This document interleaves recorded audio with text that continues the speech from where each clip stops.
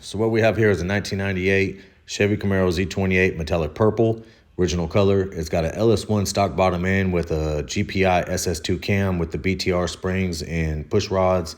It's got an LS6 intake, 46-pound injectors, 3-inch exhaust going all the way to 3-speed engineering, 1 3/4 headers, stock rear end with 373s, 4L60E with a shift kit, and a Corvette servo.